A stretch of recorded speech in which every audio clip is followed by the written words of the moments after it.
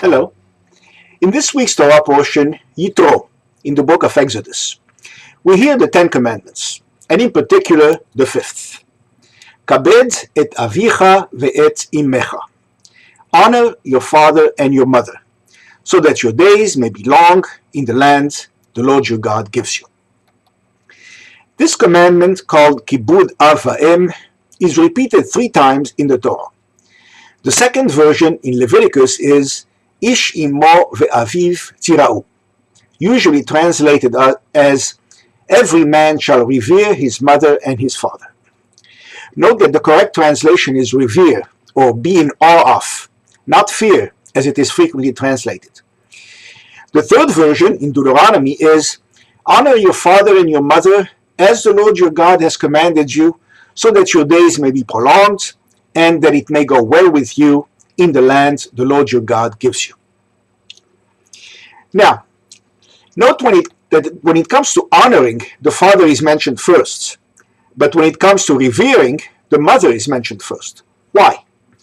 The Mishnah explains, quote, "You might think the honor due to the father exceeds the honor due to the mother, but the Torah stated every man shall revere his mother and his father, to teach that both are equal." The Talmud is a bit more specific.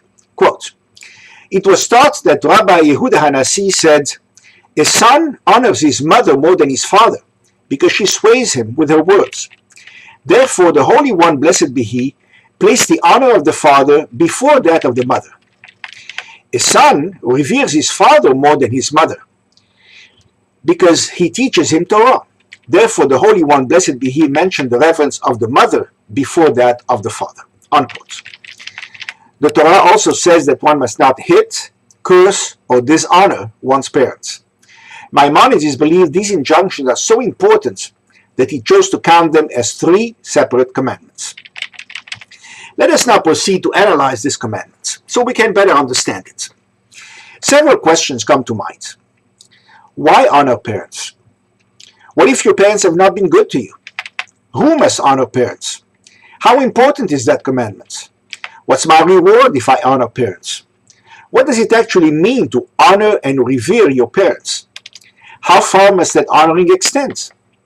Who are good examples of honoring parents? First, why honor parents? 2 reasons: gratitude and self-interest. The Sefer HaChinuch from 13th century Spain covers gratitudes. Quote, "One should appreciate the fact that his parents are the source of his very existence in this world, and it is therefore appropriate for him to act as respectfully and beneficially as he can. Besides having brought him into the world, they also expended tremendous effort in raising him as a child." Unquote. And Saadia Gaon from 10th century Egypt covers self-interest. Quote, "If you take care of your parents, your children will take care of you in your old age, and you will live longer." Unquote. Why is the commandment necessary? After all, the Torah does not command us to do what we would do naturally. But is it natural to want to honor parents? Contemporary U.S. Rabbi Yisakar Franz thinks not. Quote, "Honoring parents goes against human nature. It requires us to acknowledge all they have done for us and show gratitude. It requires us to admit that we needed them, that we could not have done it ourselves. This is a difficult thing for the human ego. The ego will have us view ourselves as independent, self-sufficient, and invincible. We can bring ourselves to thank strangers who do small things for us now and then, because this does not really affect our egotistical self-image. But when it comes to our parents, if we admit they did anything, we also have to admit they did everything for us. Our egos do not allow us to say, 'I owe you everything.' This then is, as the Talmud puts it, the most difficult of the difficult mitzvot." Unquote. Also, many children, perhaps most, grow up to rebel against their parents, which does not set the stage for honoring them. What if my parents have not been good to me? Answer: you must honor your parents even if they have not taken good care of their children. Because the Torah says, "Honor your father and your mother as the Lord God has commanded you," implying that this may be a hok, that is, a commandment whose rationale escapes us. Rabbi Meir Simcha of Dvinsk from 19th century Eastern Europe writes, quote, "Even if your father and mother abandoned you and did not raise you, you should still honor them as the Lord has commanded you." Why? For several reasons. They transmitted a tradition to us. Even if not, they transmitted the knowledge that we are Jewish, thereby giving us the impetus to discover the tradition on our own, knowing that we belong. And even if not, they gave us life. That alone is sufficient reason. Who must honor parents? Obviously everybody. But the question is not trivial. What if the children are adopted?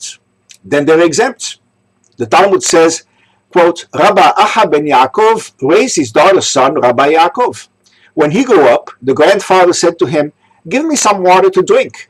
He replied, 'I'm not your son,'" unquote. Also, converts are exempt. Prior family ties are not recognized. Non-Jews are also exempt. Honoring parents is not one of the 7 Noahide laws, which are binding on all mankind.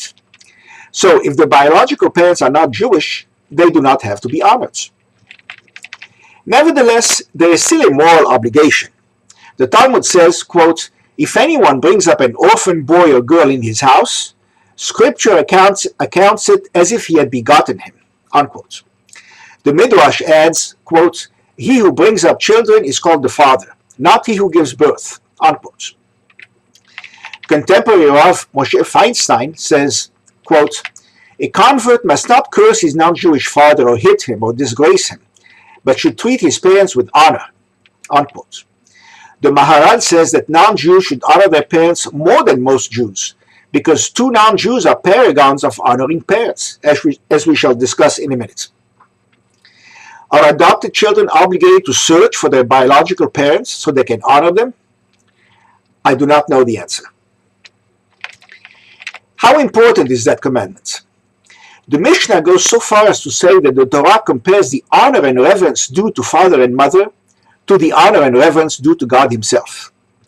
A contemporary rabbi adds, quote, "Even if one were to honor father and mother as he would a king and queen, he would still not fulfill his obligation, since the Torah compares their honor to the honor due to God himself. Therefore, one should imagine how he would feel if God were to show up at his doorstep. With what trepidation would he receive him? One should honor parents with that same attitude," unquote. Note that the first 5 of the 10 commandments address obligations to God, whereas the second 5 address duties towards individuals. Why is honoring parents among the first 5? Because by honoring parents, we also honor God. That commandment is one of only 2 commandments for which long life is promised. The other is to shoo away the mother bird before taking her eggs or her young, Shiluah Haken. The Mishnah also elevates this commandment. Quote, "The following are the things for which a man enjoys the fruits in this world, while the principle remains for him in the world to come: honoring father and mother, practicing charity, and making peace between a man and his friends. But Torah study is equal to them all." Now the all-important practical question.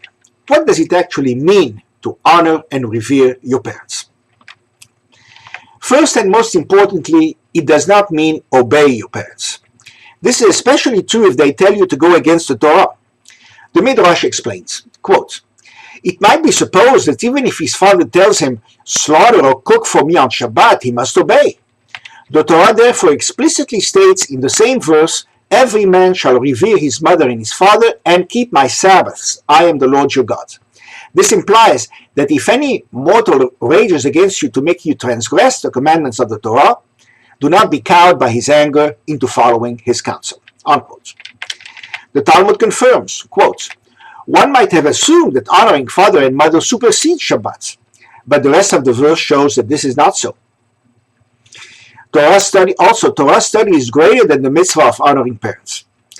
In the same vein, the Zohar says, quote, Rabbi Yosei said, reverence of mother and father is put next to keeping Shabbat because it is all one. He who reveres one keeps the other. The Rambam summarizes, a child must not listen to a parent asking him to transgress a commandment of the Torah or of the rabbis. Later rabbis even added, Even if the parent's request does not contradict the Torah, you don't have to obey. 19th century Russian Rabbi Eisenstadt said, quote, "If someone wants to pray in a synagogue where the congregation prays with more devotion and his mother protests, he does not have to listen to his mother." The Rema, commenting on the Shulchan Aruch, said, quote, "If the father protests against the son marrying a specific woman that he wishes to marry, the son does not have to listen to his father." To which Chaim Hezekiah Medini, 19th century Jerusalem rabbi, adds, "But if she is not Jewish, or not moral, or not religious, he must listen to his father." Contemporary Rabbi Moshe Lieber comments, "Many rabbis say that the mitzvah to dwell in Israel overrides the obligation to honor parents. Some disagree." Rabbi Shlomo Zalman Brown comments, "If a parent asks a son to shave his beard, he need not listen. If a parent tells his child not to speak to a certain person, the child need not obey." What is the difference between honor and revere your parents? The Talmud answers, honor means you must give them food, drink, clothing, and help them in and out. Revere means you must neither stand nor sit in their place, nor contradict them, nor tip the scales against them. Rashi explains, if the father is in dispute with another scholar, the son must not side with his opponent. He must not even say, "I agree with my father." This holds only in the father's presence. Otherwise, he may state his view freely. Even then, he should avoid mentioning his father's name when refuting his view if possible. Also, no financial loss need be incurred in helping parents. The Talmud explains, quote, "At whose expense must the parents be helped?" Rav Yehuda said, "The sons." Rabbi Nachman ben Oshaya said, "The fathers." The rabbis ruled at the father's expense. An objection is raised. It is said, "Honor your father and your mother." And it is also said, "Honor the Lord with your substance." Just as the latter means at personal cost, so does the former. But if you say at the father's expense, how does it affect the son? What personal loss is there? Loss of time. The law summarized in the Shulchan Aruch is, the son provides food and drink from the resources of the father and mother. That is, he is not required to pay for serving his parents. However, he is obligated to honor his parents through his physical presence, even if by doing so he will miss work. But if the son himself does not have enough food for one day, he is not obligated to miss work and end up as a beggar. A joke illustrates the requirement to visit parents. A man goes to his rabbi and says, "Rabbi, my parents insist that I visit them, but they live on the other coast, and I have a very demanding job that keeps him busy 6 days a week, and I have little time for a social life. Besides, I call them regularly and send them things. So tell me, Rabbi, do I have to fly out to see my parents?" The rabbi replied, "No, you can walk."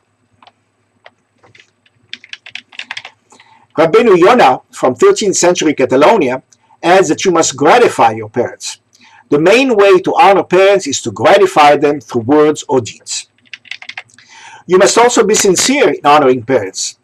Sefer Haredim says, honoring father and mother applies to feelings and emotions as well as actions. If one displays honor for parents only in superficial speech and deeds, without heartfelt concerns, he shows that in reality he considers them lowly and honors them only because God said so. Rather, he must see them as truly great and honorable people. This is the main aspect of honoring parents. Once one has developed this attitude, it will be easy to honor them sincerely in both speech and action. You must also look for your parents' qualities and achievements.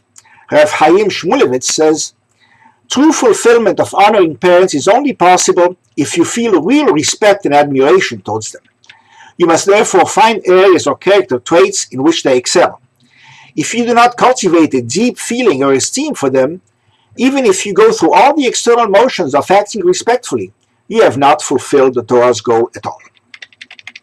The Shulchan Aruch says you must not call your parents by their first names. You must remember that the word kavod is dignity, not just honor. Just feeding and clothing parents is not honor, but only charity. You must also remember your parents after they die. Say Kaddish, follow mourning rites, remember their teachings and merits, and mention them often for the good. Now, how far must the honoring of one's parents extend? There's no easy answer. In fact, the Mishnah says that it is the most difficult mitzvah. Rabbi Babar Kahana said, the Torah put the most minor of minor commandments on the same level as the most major of major commandments. The easiest commandment is sending away the mother birds, and the most difficult is honoring father and mother. And with regard to each, it is written in the Torah so that you may live long. The Talmud adds that this bracketing implies that all mitzvot get at least this reward. A man may not take the mother bird along with the young, if in respect of so light a precept the Torah says that it may be well with you, and that you may prolong your days, how much more must the reward be for observing the more difficult precepts of the Torah? In Tanhuma, Rabbi Shimon Bar Yochai concludes clearly, the most difficult of all mitzvot is honor your father and your mother. In fact, it is practically impossible to perform the mitzvah of honoring parents. The Talmud says, Rabbi Yochanan says, Ashrei mi shelo ra'a hama'an. Happy is he who has not seen his parents. Rabbi Yochanan's father died when his mother conceived him, and his mother died when he was born, and likewise for Rabbi A. Rashi explains, only one who never saw his parents can be considered not to have violated the commandments of honoring parents, the most difficult one. For this reason, no blessing is said before honoring parents. Rabbi Chaim Hezekiah Medini from 19th century Jerusalem writes, no blessing is recited for fulfilling this mitzvah, because you never know if you have fulfilled it properly, and saying a blessing in vain is prohibited. The Mishnah adds that you can never do enough for your parents. Rabbi Tarfon's mother took a walk and her shoes tore. He went and placed his two hands under her feet, and she walked on them until she reached her bed. One time Rabbi Tarfon became ill, and the sages came to visit him. His mother said to them, pray for my son, for he treats me with exceptional honor. They said to her, what does he do for you? And she relayed this incident to them. They said to her, even if he were to do that thousands upon thousands of times, he still would not have achieved half the honor the Torah requires. It is important that you honor your parents personally. The Talmud says, Rabbi Abahu said, my son Avimi is an example of one who has fulfilled the mitzvah of honoring one's parents. Avimi had 5 children who were all ordained as rabbis, while his father was still alive. Yet when Rabbi Abahu came to visit and called out the door, Avimi himself hurried and went to open it for him, saying, yes, yes, I'm coming to open the door, until he reached there. One day Rabbi Abahu said, bring me a drink of water. He, Avimi, brought him water and found him sleeping. He stood over him and waited until he awoke. Unquote. The Mishnah says that you must honor your parents willingly and cheerfully. One can feed his father birds of delicacy and be punished. One can make his father grind with a millstone and be rewarded. How can one feed the father birds of delicacy and be punished? Once there was a son who always fed his father birds of delicacy. The father asked his son how he could afford to do so. The son answered him, old man, what do you care? Chew and eat. Even dogs eat quietly. How can a man make his father grind with a millstone and be rewarded? A man who worked at a mill had an elderly father. One day the king drafted the father for forced labor. The man told his father, Father, you work here on the millstone and I will go in your place, so that if I incur ridicule and lashes, better me than you. Unquote. However, the Shulchan Aruch has a word of admonition for parents. Parents should just teach children the importance of the commandment, but may not demand the honor due them. Quote, it is forbidden to burden your children by being particular about them honoring you. This is so that you will not pose a stumbling block before them. Rather, you should forego your honor and close your eyes to their action. The Talmud says that parents may be rebuked, but very gently. Rabbi Eliezer was asked, how far does the honor of parents extend? If your father is transgressing a precept of the Torah, you must not say to him, Father, you're transgressing a precept of the Torah, but Father, such and such a verse is written in the Torah. Unquote. Does the commandment to honor parents take precedence over other commandments? The Talmud answers, not always. Elazar ben Mattia said, if my father orders me, give me a drink of water while I have a commandment to perform, I disregard my father's honor and perform a commandment. But Isi ben Yehuda maintained, if the commandment can be performed by others, it should be performed by others, while he should bestir himself for his father's honor. Said Rabbi Matena, the law agrees with Isi ben Yehuda. Who are good examples of honoring parents in our tradition? Believe it or not, it turns out that the best example are an idolatrous Gentile and a bad guy. The Mishnah tells us about Damar ben Netina, a Gentile. Rabbi Abahu said, Rabbi Eliezer the Great was asked by his disciple, can you give a good example of honoring parents? He replied, go and see what the idolatrous Gentile Damar ben Netina of Ashkelon did. His mother was mentally ill and used to slap him in front of his colleagues, and all he would say was, Mother, it is enough. Once the sages came to him to buy a precious stone for the vestments of the high priest, and they agreed on a price of 1,000 golden pieces. He entered the house and found his father asleep, with his legs stretched out on the chest containing the stone. He would not trouble him, and came out empty-handed. The sages thought he wanted a higher price, and raised their offer to 10,000 golden pieces. When his father awoke, Dama entered and brought out the stone.